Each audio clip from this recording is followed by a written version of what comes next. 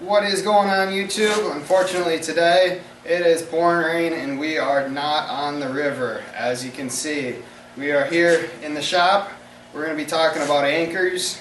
I'm going to be showing you the one I run, and we're going to be building another one today. Stay tuned. I'm going to bring you over to the bench and let's get going. Alright, we are over here on the bench and I got my box anchor up here. This is an anchor I built about 2 years ago. It's been going strong. Holds great in the river, even in the highest water, fastest water, deepest holes. It works great. So this is a box style anchor. It's got a 12-inch wide piece of 1/2-inch plate here. It's 5 inches wide this way. So that's the same in the top and the bottom. And then these are 8.5 inches of 2x2 1/4-inch square tubing. So it's really beefy. And then it's got 3/8 teeth on all 4 corners, just put at about like a 20-degree angle. This anchor does a really good job of digging in. It will land like that in the river, dig in, you can set it and it will hold good. I got the chain welded to the top here. This is just about 3 feet of chain, and then it's on to 50 foot of anchor line. Then down here at the bottom I've got this hole here in this piece, 1/2-inch plate, and I run 3 zip ties on there, zip tie the chain onto there.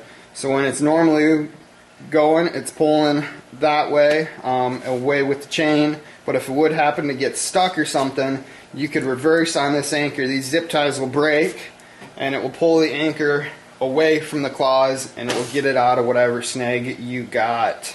So this is the anchor I've been running, and I wouldn't go to any other style anchor. I've used quite a few, used a standard sort of river sand anchor. Those don't hold. This seems to be the ticket. I'm going to bring another anchor up onto the bench. Give me 1 sec. Alright, we got a different anchor up on the bench here. This is your standard fluke style anchor. I'm sure everybody's seen this guy here, or it's called a sand anchor. Depends on who you talk to. All it is just a light 10-gauge fin here that rotates, and then this is just about a probably 3/8 inch round stock, and it's just got a rotating pivot point on here. It's the same idea with the box anchor. If it would get hung up on something, you could reverse pull the anchor and get it out. I've used it a little bit with my boat. I don't really particularly like it. It just doesn't hold very good on the river bottoms that I fish. Maybe if you had a really sandy river bottom, it would work for you. So this is the other anchor I have. And what we're going to be working on today is that guy there. This is a piece of 3-inch OD pipe, 1/2-inch wall thickness. We're going to build this into a rear anchor. The reason why you need a rear anchor a lot of the times is to get rid of that boat sway. If you're in an eddy or something, or you got an upstream wind, you'll have to pinch with your anchors, which means throw your front one off first, then throw your back one off, then pull your front line until your back line tightens up, and that will pinch your boat. I've been coming up with a couple different ideas. I've tried a couple different anchors for the rear anchor. I want something small, I want something light that's going to hold well and easy to maneuver. I think this piece of pipe is going to be the solution. We're going to get to work on it.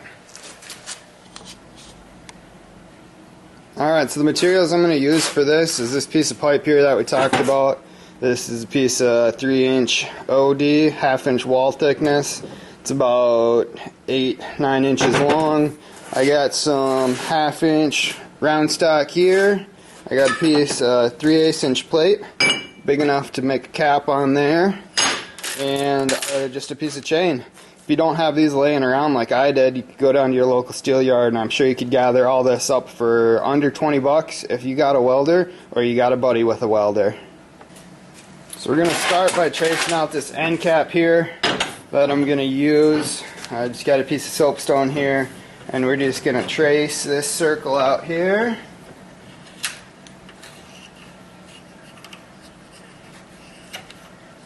I got my torch over in the background. I'm going to bring it on over and we're going to cut this bugger out. And I'm just tracing out one side here, because that's really all you're going to need, just so you got something to weld the prongs onto.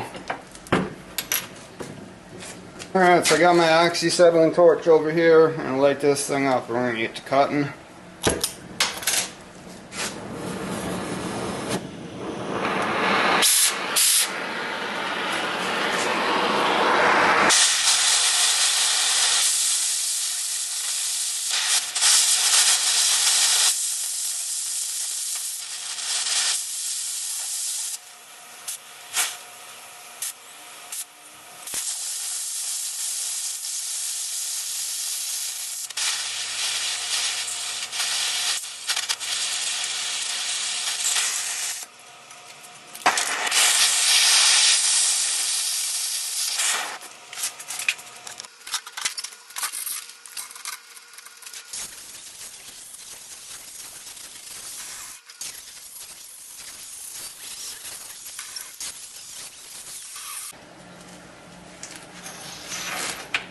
Alright, so we're going to mark out for the tines on this piece of round bar here.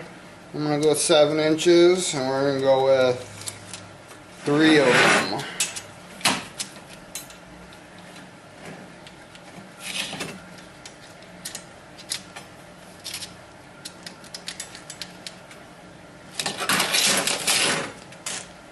Grab the torch quick and we'll cut these out.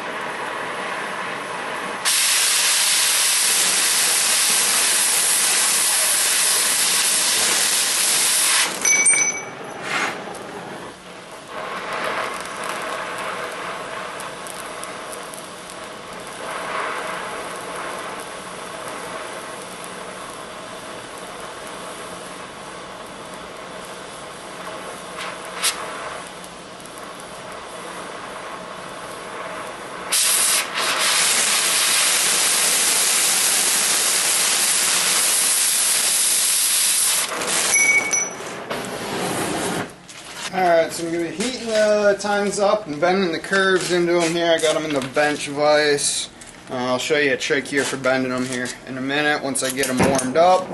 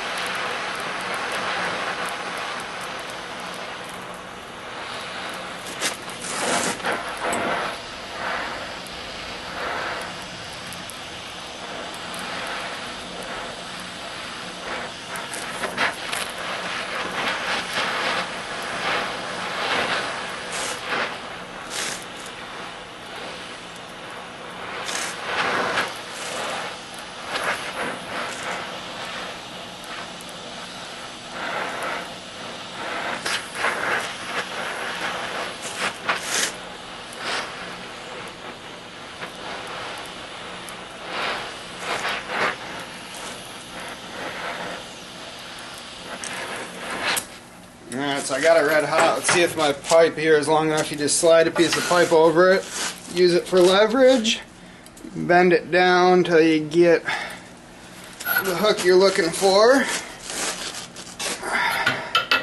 Have to slide this one up here in the vise a little bit. I won't touch that now because it's hot. I'm just going to use this pipe here, slide it up. Have the heater up again. Yeah, we're going to have to heat it up one more time. Finish that bend up. Just need them bent just a little bit more than that.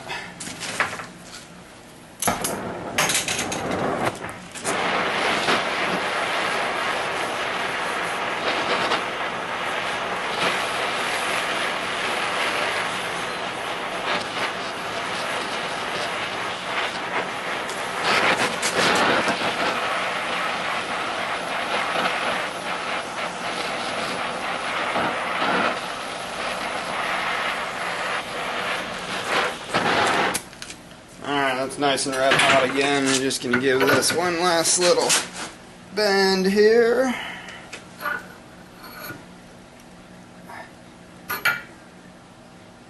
That should about be what we're looking for. We'll bend the other two up and we'll start welding it together.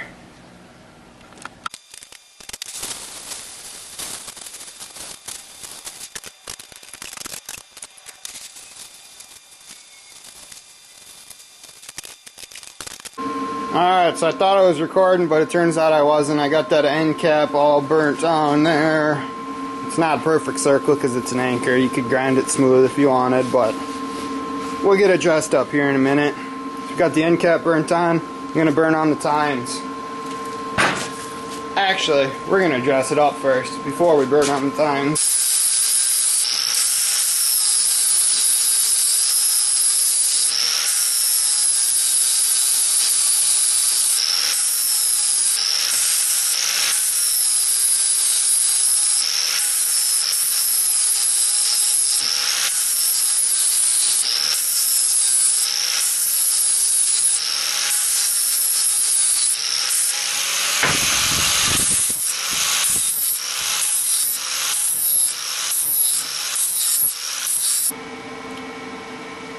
Alright, so I got all three tines tacked up here. I just got them in about a third pattern. We're going to burn them on.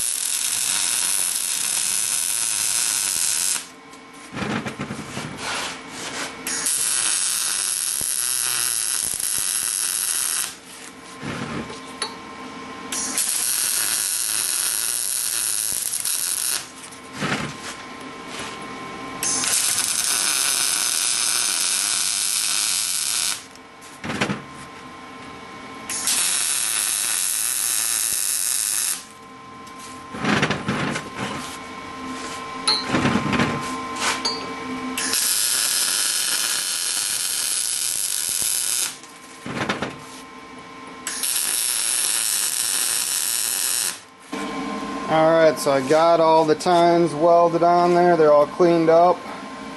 Turned out pretty good.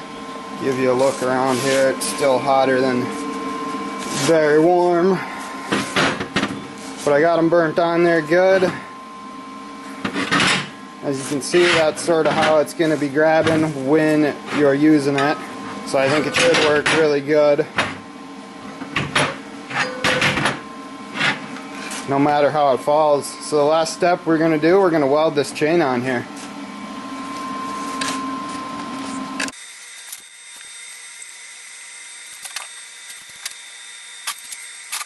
Not particularly worried about this one getting snagged up because it is just going to be a rear anti-sway weight anchor, but if you're going to use this same design for a main anchor, take those ideas I showed you earlier in the video about the box anchor, weld the chain up here, zip tied down here for a quick breakaway. But this guy just going to be a rear anchor, so we're just going to burn this link on here at the bottom. I'm gonna throw my hood on. We'll get it done quick.